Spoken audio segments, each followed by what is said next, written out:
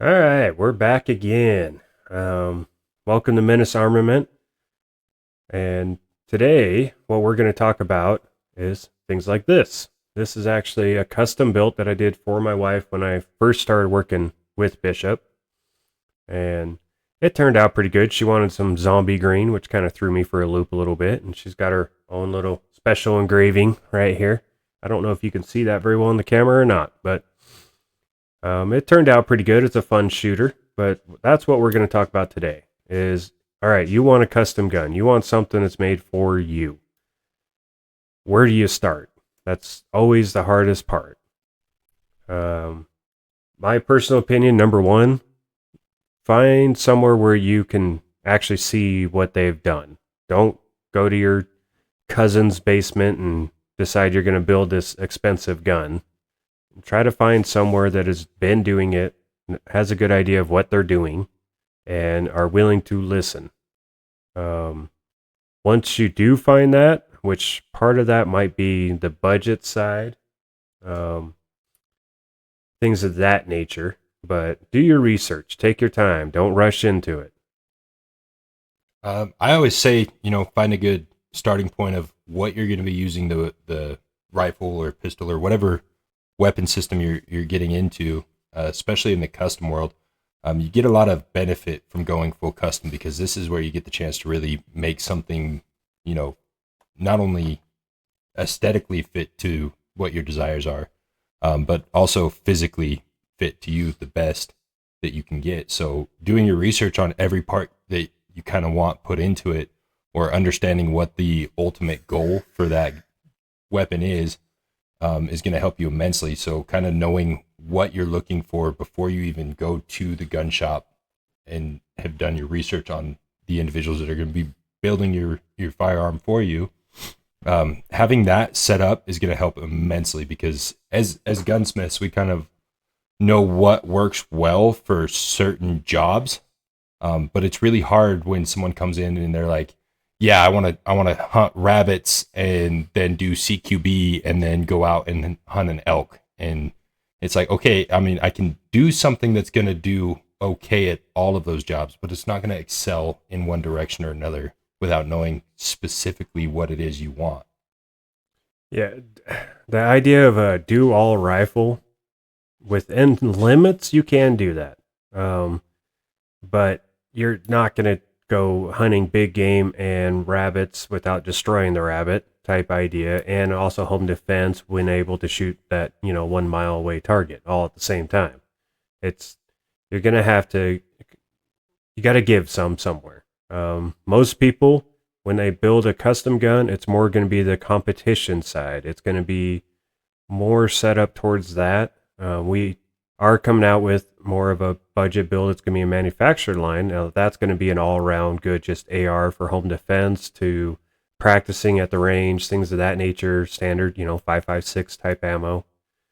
But I would not be using it in my 1,000 yard competition shoots. So finding a lot of times people don't actually know what they want. They just want something nice and fun and everything else. So trying to find the right caliber, things like that, that's something to talk to your gunsmith about. Just understand there is limitations. If you try to do all, it's not going to be good at any of it. It's, I mean, yeah, you can use it for it, but it's probably not going to be the best way to go. And also, like, it really does depend on your budget too, but trying to figure out, your weight of the gun. Do you want it lightweight? I mean, if you want lightweight, but you also don't want to feel any recoil, that's going to get pretty tough to pull off. Having a good muzzle brake, you want to have a muzzle brake, no recoil, but you also want it to be quiet, is also kind of tough to do. I mean, you can use suppressors, they can help, but that's going to be a whole nother side. If that is a goal, though, let your gunsmith know that. If you are planning or do own suppressors, that could change, especially on these gas guns. It's going to change maybe what we recommend putting as your gas block and where it's located. Like, for example, this one being more of a carbine length, maybe with suppressor, you want to push it out a little bit more, or you'll be able to actually. That can help with the cycling and everything. So there's all these little things that you can do to help with that. But the gunsmith's got to know that. And also, you've got to kind of be thinking it through some too. There's also the aspect of like choosing your caliber and everything too, like setting up a rifle like this and, you know, coming in and being like, I want this to shoot a, you know, 308, because that's what I was told was the absolute best for mid to long ranges in this cartridge, and being dead set on that round, and then, you know, wanting it to be semi-automatic, you know, and a 14.5 barrel, because you got to do CQ with it too, and then it's also got to shoot sub MOA and be able to group clover leaves all day, and, you know, be the most accurate thing in the world. There's a good chance you might not be able to get that, especially, you know, I think we've learned a little bit trying to dial in an AR-10 308 platform. That can be difficult. Getting it even below 1.5 MOA can be pretty challenging sometimes. And there's been some big reputable companies that have been pitched that challenge that just couldn't quite make it. So it's not the easiest thing in the world. And understanding that and being flexible to be like, hey, you know, I was told this is what I need, but this is the job that I'm really specifically wanting to do with this firearm. And being able to, you know, take a step back and listen to whatever someone else may be able to suggest. Now, granted, opinions are a dime a dozen and everybody's got one, but, you know, having someone with the experience behind a firearm specifically, being able to tell you like, hey, this caliber might be able to outperform what you're wanting to do specifically with this gun versus the one you came in here looking for. Is that good with you? Being open-minded and flexible, and, you know, being able to go over data is going to help you get the best end product ultimately. And I think that's something to definitely strive for. Oh yeah. Yeah, I have to agree. Come on over to bishopgunbarn.com for all your outdoor needs. They have firearms, tents, archery supplies, and so much more. If you have ever had to order a gun online, you know that it has to be sent to an FFL dealer in order for you to pick up a firearm that you just paid for. Those FFL dealers charge you to do that background check. That can cost anywhere from $25 to even up to $100. That adds to the overall cost of that firearm. But not if you order a firearm from bishopgunbarn.com and have it sent to Bishop Gun Barn here in Pocatello, Idaho. There will be no transfer charge. Save money with their great prices and no transfer fee. BishopGunbarn.com can also send to any other FFL if needed. You can contact the store by calling 208-233-3912 if you have any other questions or just needs. So go over to bishopgunbarn.com to find all of your needs and even save some money while you're at it. Like with my gun collection, I don't have a huge gun collection. I have a decent sized one, but just about every single gun always has a purpose too. They cover different things from each other. Some people are just collectors in general, and they just have a huge wall and everything else. If I had the money, I'd probably be one of them, so I'm not dissing that. But for having that job helps a lot when it comes to how you're designing it. Like when we were doing our DMR, it is a contract competition type thing with some big names, and these I'm not going to throw out the names or anything like that, but they weren't performing even close to that sub MOA. Now, is it possible to build a gas gun like this and have it be sub MOA every time? It is, but you really got to check every aspect. It is really hard to pull it off. And most of the time, it's not going to be a gun you're carrying around. It's not going to be a gun that you're trying to use as a law enforcement side. Most of the time, you're going to go to a bolt gun anyways for those type of ranges that they would be shooting, things of that nature. So it's a tough one. Gas guns are not like everything else out there. So you can build a bolt gun that shoots a sub MOA way easier. Let's put it that way. Oh yeah. So maybe that's the route you go. That's something we're also a future video we'll do as well, is one of our bolt guns. If you're looking for ultimate precision, that's the route I would go. If you are looking for certain types of competitions, do use ARs though. or some people just like the fact that you have a reduced recoil. You're a vet, and that's what you're used to.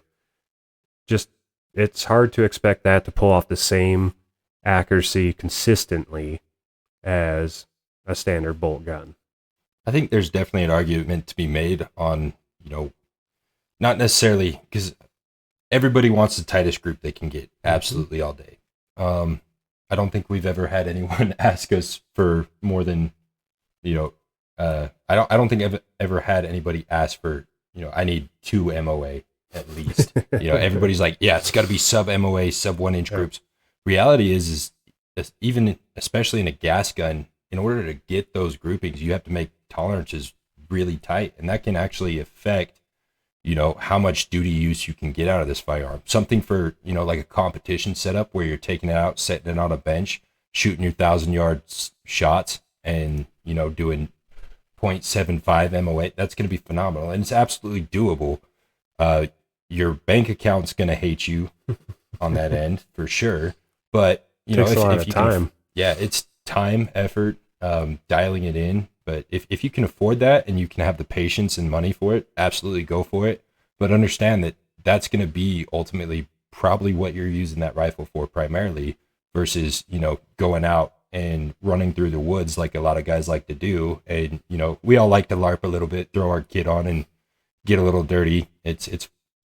We're grown ass boys. So it's how it works. But you go out there and do that with your $3,000 competition gun, you're gonna realize real quick that sometimes those tolerances, having those looser tolerances in that less accurate MOA grouping, is gonna be a little bit better for when you're really down and dirty and there's sand and mud and snow and ice and bullshit all over your rifle. You're gonna realize that it's gonna jam up a lot less on you. You're gonna get a lot better performance, which accuracy is great, but if your gun doesn't go bang in the first place, it doesn't do you any good. So, and you'll see a lot of companies that we guarantee sub MOA and everything else. And the truth is, you can shoot 10 groups and one of them just happen to be 1 inch or below. Now they're saying, "See, told you," and it's like, well, no, you want consistent. That's not what you're going to probably get. You might get lucky and get that rifle that is, but when you're mass producing, there's no way to make every single rifle be sub MOA every single shot, because you've got to tune every single rifle by hand and get things to be perfect. Well, and we've built guns exactly same specs across the board, same barrel, trigger, all of it, same lower parts kit. Everything in the gun is identical, and we've seen drastically different groups out of them. So, Yep. Yeah, same process, same everything, or it just doesn't work. Like it's not cycling, or all kinds of random issues, and you're like staring at it, trying to figure out why did the other 3 before this one work perfect. And that's honestly, that's why a lot of people will hire a gunsmith. It's our job to lose our hair over it. It's your job just to have fun with it.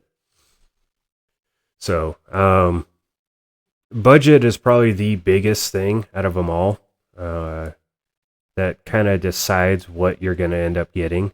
Now, do you need to spend $2,000, $3,000, $4,000? No, there's not really a reason unless you're really building something specific. Most ARs like this one right in front of you is probably 15 to 16. It might have been a little bit more because it's got an elf trigger and stuff on it, but this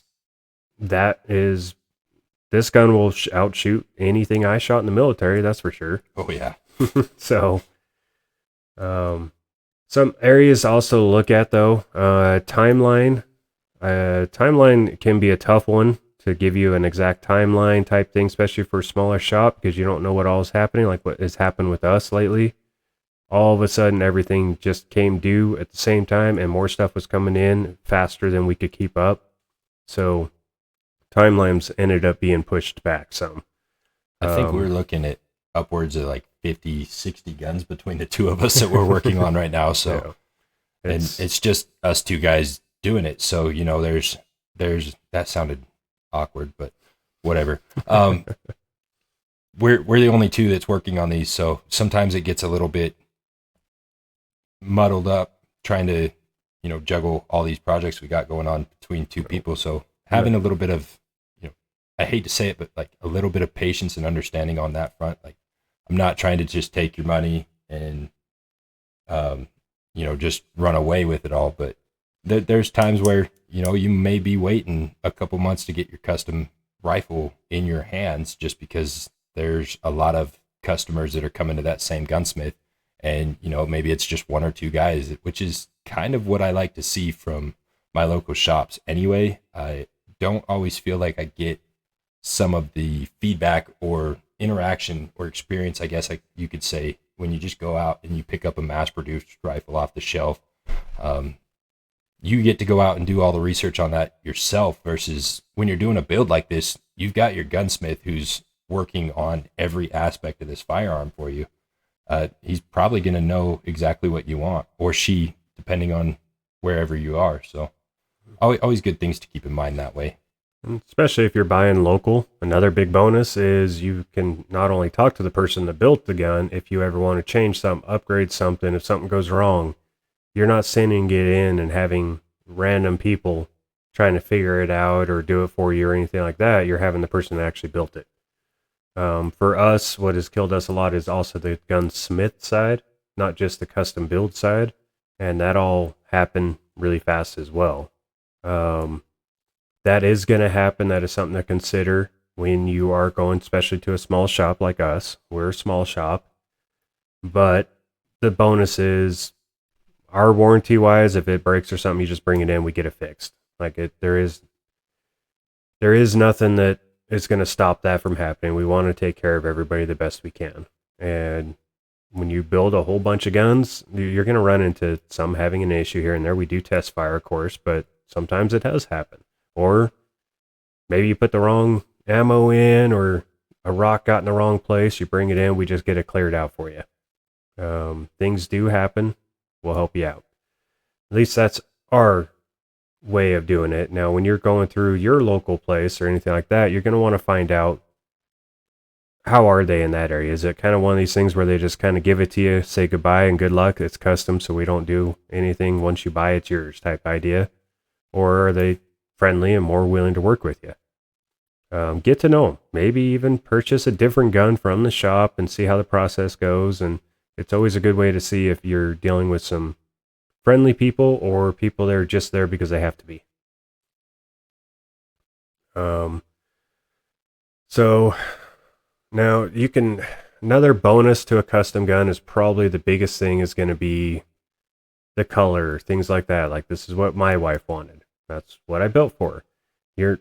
I don't think Palmetto or any of these other companies out there are building a zombie green colored barreled armor black gun. So, especially with the elf trigger and everything else. If they are, I haven't seen it. That's the bonus. It is hers. She designed it. She said what she wanted. That's what she got. Well, and what we get to play with a lot too is, down to the serial numbers. A lot of people love to have their specialized serial number on their firearm. There's plenty of them out there, and then you get to pick, what the logo looks like. We just did one for a guy that wonderful, nice dude. He's always fun to talk to. But we just did a pretty cool one with, custom eagle on it that he wanted specifically for him, and then he's got his engravings on the barrel and all kinds of other cool stuff in regards to that. So kind of a cool little experience to be able to take that even further, if you find a gunsmith that offers that level of customizability. You get to be able to really make something feel like it's made for you. And I think that's probably my favorite part about working in the custom side of it, because getting to see the end product and watch the performance go out, and product wear and tear, whatever have you, something breaks, that customer knows he can bring it right back to me and fix it, and they either end up with it working exactly how it's supposed to, or potentially even a better product after that. It's always a great feeling to watch that kind of fully take place. I have to agree. Other things to think about when you're getting a build done, or especially Actually, probably before, because you're going to find out what kind of maintenance, things like that. Because some custom guns require certain things. I know with our barrels, you don't run a brush through them no matter what. Some companies will say, yeah, not a big deal. You're going to want to know that because you don't want to screw up your rifling or anything like that. Our EV5 made by like Heller Arms or Tactical Ordnance, you don't do any of that. You do a swab, that's it. What is there return policies, break-in periods? Because some guns run a little rough for a little bit, and it's been that same when we use the same parts. One gun, it just takes a little bit more to get it broken in nice. So ask about that kind of stuff. Function tests, things like that. If you get your gun and it just flat out doesn't work, or if you're talking to them like, yeah, we put it together here, you have it in your hand and it's like it hasn't been test fired or anything, like, yeah, just let me know if you have any issues. That's not really the right answer. If I build a gun, something goes wrong, because no matter how good you are, sometimes things go wrong. That gun blows up or something like that. I want it on me, not on the customer. It's kind of the risk I take, and I knew that risk. The customer probably did not. So, Yeah, absolutely. So long-term serviceability. Some places might have, depending on the parts they used. For example, let's say 10 years down the road, Bishop store isn't there anymore. Is there somebody else that can work on it or anything like that? That will go into the individual components probably. So like for the trigger on this one being an L, for hyperfires who we're working with as well, things of that nature, you're going to want to just kind of know who made your stuff. That will help you in the future as well. But the big thing, remember, custom builds, they take longer. A lot longer than a factory build. There isn't a whole warehouse of people working on it usually. But that gun, in the end, yeah, it's going to cost you more, take you longer to get, but it is suited for you and your needs. It is for you. A gun, me being 6'2", almost 6'3", my wife being, under 5 foot, if I tried to build her a bolt action gun to fit me, it's not going to go well. But because of the fact of the custom side, you can change that. You can get it better suited for you. I struggle to buy a gun anymore. I just want to build it now because then I make it mine. So if I have the money, I'm going to probably build it myself. I think last and final, probably most important step overall would just be, do your research. I don't think either one of us would have really claimed to be experts on the matter ever. We definitely have our experiences and we've done a lot of really good things in that nature, but I have found that I'm constantly learning something new every day. And so, if there's any information that you hear us say, feel free to absolutely, debate us in the comment section. And like I said, don't just take any one person's word for it. Go out, do your research, find out what it is you actually want for yourself, because there is a million different options. And we live in a world today where all that information is absolutely available to you. And whatever you do end up going with, make sure you absolutely get training with it, because that's where you're going to see the best performance. 9 guns out of 10 are absolutely going to outshoot whatever shooters behind them. So having the training, the experience, and going out and gathering your own knowledge for yourself and forming your own opinions is absolutely the best step. Yeah, I agree. But best thing to do, go out there and shoot. Go have fun. That's when you really find out what your wants and needs are. I can't count how many times I've changed setups and things like that. And just by going out, I'm like, ooh, man, that YouTube video was not correct for me. So it happens, but that's kind of the fun part. I mean, go out, train. You're going to spend a lot on ammo. That's probably where most of your cost will go anyways. So beat up the gun, have fun, learn something from it. And like he said, please leave comments, points of views, things like that, things that maybe you've had to live through or went through if you've had a gun built, or the goods, the bads, things like that. I'd love to hear from everybody out there. But I think that's a pretty good place to end it. Yep. All right. Hey, thank you guys for watching the video, especially if you made it all the way through. Don't forget to like, subscribe, help us out.